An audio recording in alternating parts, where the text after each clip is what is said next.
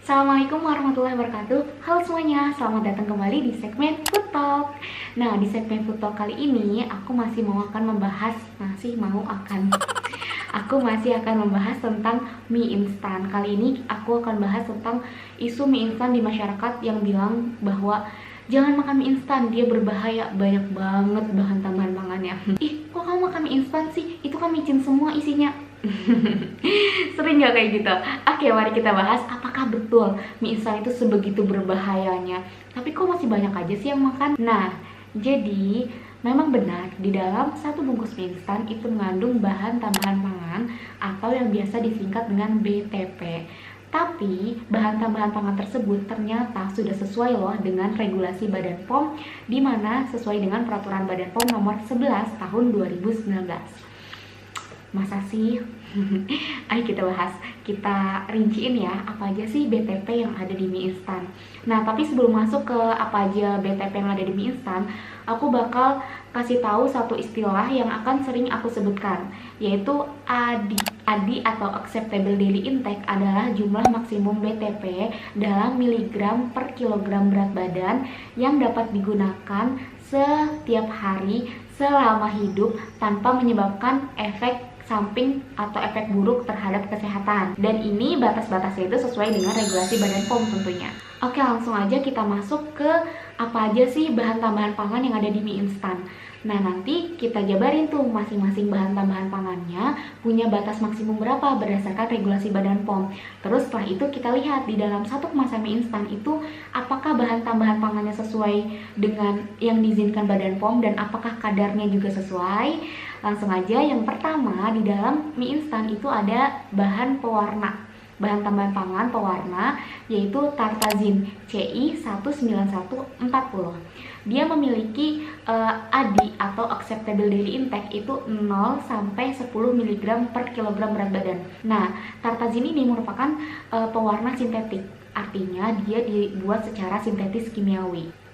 Oke, yang kedua yaitu ada antioksidan TBHQ atau third methyl hydroquinone. Nah, antioksidan TBHQ ini merupakan BTP yang diizinkan sebagai pengawet dan dia memiliki acceptable daily intake atau nilai ADI-nya 0 sampai 0,7 mg per kilogram berat badan. Dan yang ketiga yaitu pengawet natrium benzoat atau sodium benzoat. Dia merupakan garam natrium dari asam fenil karboksilat. Nah, sebagai bahan tambahan pangan yang berfungsi sebagai pengawet, dia memiliki acceptable daily intake 0 sampai 5 mg per kilogram berat badan. Dan yang keempat masih pengawet yaitu natrium metabisulfit atau natrium disulfit. Pengawet dari golongan sulfit ini diizinkan sebagai bahan tambahan pangan dengan nilai ADI atau acceptable daily intake-nya sebesar 0 sampai 0,7 mg per kilogram berat badan. Dan yang kelima yaitu penguat rasa monosodium glutamat atau MSG atau yang biasa dikenal sebagai micin. Nah, ini menarik banget nih. Banyak banget kan orang jangan makan micin, nanti bodoh kayak gitu. Tapi sekarang lagi marak nih kampanye yang bilang kalau kita generasi micin kayak gitu.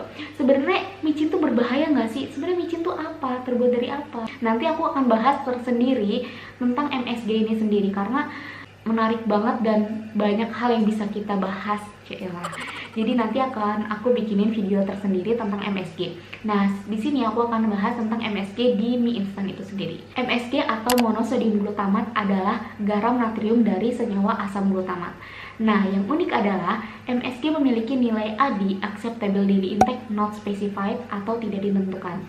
Artinya, MSG bisa digunakan dalam jumlah tertentu sewajarnya, secukupnya, setiap hari tanpa menimbulkan bahaya terhadap kesehatan. Tapi yang harus digarisbawahi, ada beberapa data yang menunjukkan bahwa sejumlah orang itu sensitif terhadap penggunaan MSG. Nah, jadi kalau misalnya kita cari tuh batas maksimum penggunaan MSG pada mie instan, kalian bisa buka website Badan POM di peraturan Badan POM nomor 11 tahun 2019, dia tertulis CPPB. Artinya CPPB itu singkatan dari cara produksi pangan yang baik. Artinya konsentrasi BTP yang ditambahkan pada pangan secukupnya sampai menghasilkan efek atau rasa yang diinginkan. Jadi penggunaan MSG itu diperbolehkan sampai menghasilkan efek atau rasa yang diinginkan. Tapi kan kita nggak mungkin ya pakai MSG itu kayak segelas atau sekarung gitu. Dia kan hanya digunakan untuk menambahkan rasa yang diinginkan. Jadi batas maksimumnya tertulis CPPB gitu. Oke, yang keenam yaitu penguat rasa dinatrium inosinat. Nah, dinatrium inosinat ini adalah penguat rasa yang diizinkan Badan POM sebagai bahan tambahan pangan. Nah, dia memiliki ADI non-specified seperti MSG tadi. Jadi, batas penggunaan maksimum pada produk mie dia tertulis CPPB. Dan yang ketujuh ada penguat rasa juga yaitu guanila. Dia sama seperti sebelumnya, dia memiliki ADI not specified dan batas maksimumnya CPPB. Oke, itulah tadi bahan tambahan pangan apa saja yang ada di mie instan. Nah, sekarang pertanyaannya, bahaya nggak sih kita makan itu semua bahan tambahan pangan di mie instan? Mari kita lihat dalam satu kemasan mie instan berapa sih kadar bahan tambahan pangannya. Dalam satu sajian mie instan itu mengandung pengawet natrium benzoat sebanyak kurang lebih 0,35 mg per kilogram berat badan. Sedangkan peraturan Badan POM itu penggunaan natrium benzoat itu memiliki acceptable daily intake 0 sampai 5 mg per kilogram berat badan. Nah, di mie instan satu kemasannya itu satu sajian hanya ada 0,35 mg per kilogram berat badan. Itu artinya aman.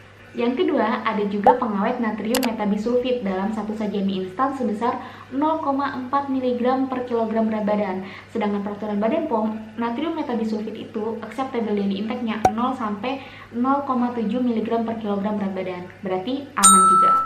Nah, kalau dilihat dari dua pengawet itu berarti satu kemasan mie instan itu masih aman.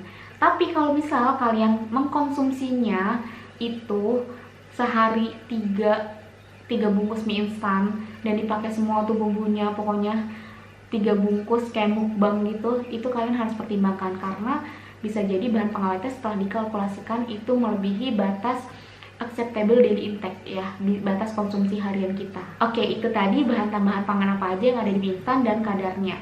Nah, sekarang kalian bisa jelasin ya ke tetangga kalian kalau ada yang bilang, ih jangan makan mie, itu tuh banyak pengawetnya gitu. Kalian bisa kasih tahu, oh jumlah pengawetnya tuh segini loh, sedangkan acceptable daily intake-nya tuh segini loh, kayak gitu.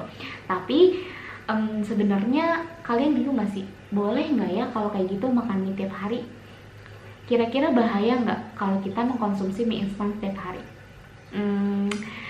Akan aku bahas di video selanjutnya. Sampai jumpa di video selanjutnya. Assalamualaikum warahmatullahi wabarakatuh. Dadah!